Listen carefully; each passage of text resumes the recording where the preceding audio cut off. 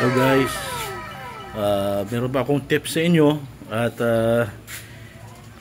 paano po mag ng alimango. First, lagyan nyo po ng ice. Yan. Kuha kayo dito kunti kasi marami po kaming ice guys. Lagyan ganito yun. Tapos pag nalagay nyo ng ice guys, lagyan nyo ng tubig.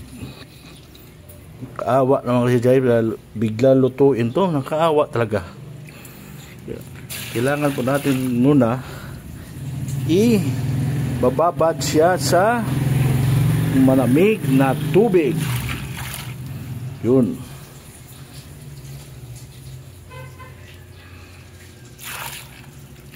Yan guys. Ilagay mo na siya muna dyan. Tapos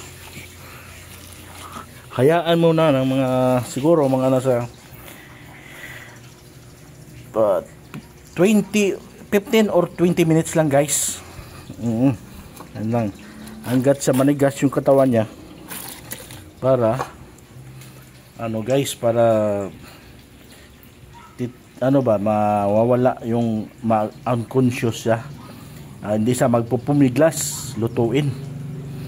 Oo. Lagyan natin kunti ng ice.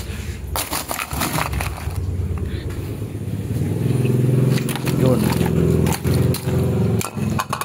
Antayin mo lang guys. Yan. Para manigas. Saka bago mo sa malinisan kasi wala na siyang malay. Tapos saka mo siya lutuin. Yun.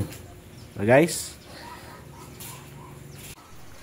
Sana po makakatulong po ako yung mga tips ko sa inyo kahit na kunti lang pero nakakadagdag po ng sa atin experience.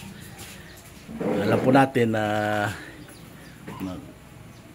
iba po yung may alam kasi i-share din po natin sa lahat yung mga nalalaman natin. So guys, sa muli guys, salamat. Bye bye.